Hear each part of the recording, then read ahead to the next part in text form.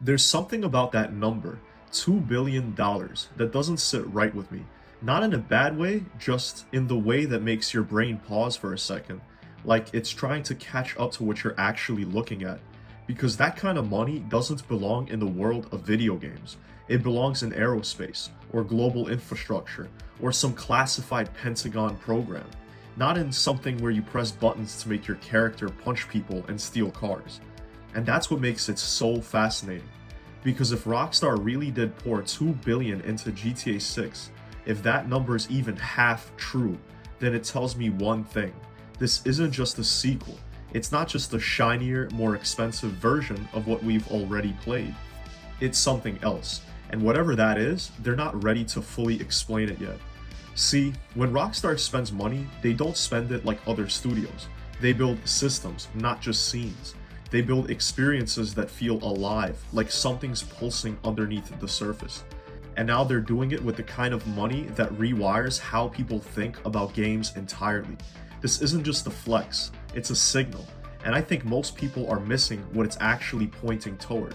When people hear 2 billion, they think scale. They think, oh, bigger map, better graphics, longer story.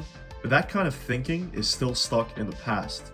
Because 2 billion doesn't just buy more of something, it buys different.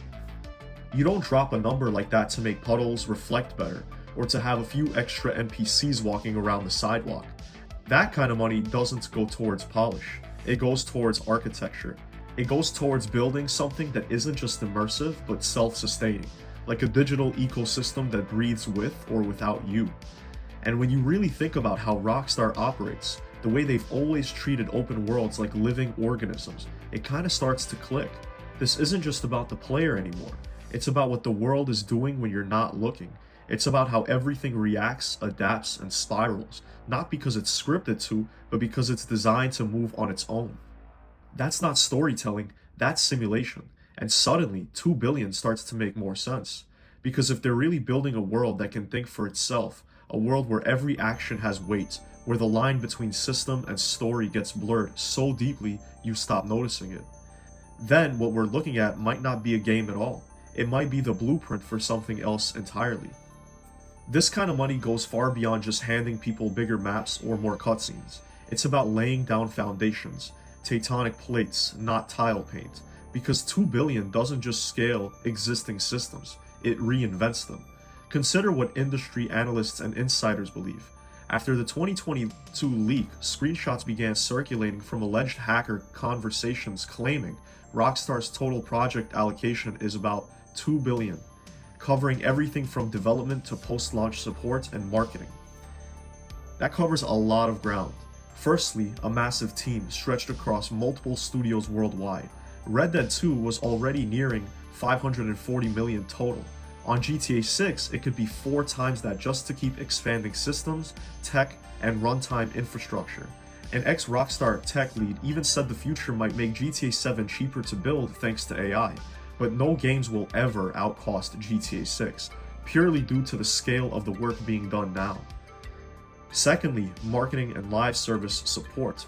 Reddit users pointed out that Rockstar and Take-Two overall has already capitalized 1.4 billion in development by March 2024, before even starting launch marketing. Those capitalized costs, plus yet to come marketing, DLC infrastructure, server scaling, and live ops, some estimates place total spend right around the rumored 2 billion, once post-launch infrastructure is included. So yeah, that 2 billion isn't some flex number. It's built on more than a decade of work. It's the cost of worldwide scale ambition. We're not talking about reusing maps or pumping out a sequel in record time. This is about building a globe, not just a city, running seamlessly across time and player behavior. Which means Rockstar isn't just shipping content, they're creating an engine that will power all content. An engine where every minor gesture, crowd movement, signal behavior, and micro-conflict ties back to a living system. A world that simulates itself, whether you're watching or not. Because when you drop $2 billion on production and post-launch infrastructure, you're paying not just to build a world, but to sustain it. And in Rockstar's world, that kind of investment isn't hype, it's structural. There's a certain kind of confidence in staying quiet, especially when you know the whole world is watching, dissecting every frame, spinning theories, obsessing over things you haven't said. And Rockstar knows that. They always have. But this feels different. This isn't just about controlling hype or keeping secrets. This is about holding something back. Not because it's unfinished, but because revealing it too early would flatten the impact. Because if what they're building is as complex as it seems, if they really are creating a world that thinks for itself, moves on its own, reacts to you without waiting for a scripted trigger, then no trailer can explain that. No bullet point feature list is going to capture the feeling of walking through a space that remembers what you did yesterday. So instead, they don't explain it. They don't tease it. They let the silence do the heavy lifting. And when you combine that silence with everything else, the budget, the timeline, the sheer ambition implied by those tiny details in the trailer, it starts to look less like secrecy and more like restraint. The kind of restraint you only see when someone knows they're about to change the rules. They're not only pushing boundaries on world building and systems, there are rumors now that GTA Online 2.0, the rumored multiplayer component for GTA 6, might push official server sizes to 64 players with the goal of scaling up to 96 per session. That's triple what current GTA Online supports. It's enough to transform every lobby into a living ecosystem of chaos and consequence. Imagine open world crime mayhem where your little bank heist intersects with someone else's car chase, which triggers police swarms, which sparks territory guns, all in one seamless space.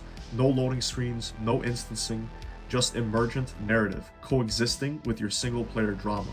That's not just GTA, that's a city breathing around you, a real place with depth, where every corner feels like it's part of something much larger than just scripted missions. Take-Two's boss Strauss Zelnick didn't mince words either. He called GTA 6 the most anticipated entertainment property of all time, and emphasized that Rockstar is working towards a groundbreaking blockbuster entertainment experience that exceeds players' expectations. Because at the end of the day, if they're really going up to 96-player seamless multiplayer with emergent simulation, fully reactive NPCs, systems layered so deep they blur the lines between world and gameplay, then GTA 6 isn't just another game. It's the moment open world gaming broke the old rules, where systems, not scripts, take center stage. And when it finally drops, the cities will feel alive, your choices will matter. And if you're already hyped, smash that like button. Love gaming or excited for GTA 6? Hit subscribe. I stream every night right here, breaking down leaks, diving into fan theories, and just playing a whole bunch of games while we wait for the release date. But now I want to hear your opinion. What feature or systems are you most excited for when GTA 6 arrives? Drop your thoughts in the comments, because I love reading everything you guys comment under all my videos. And until next time, take care.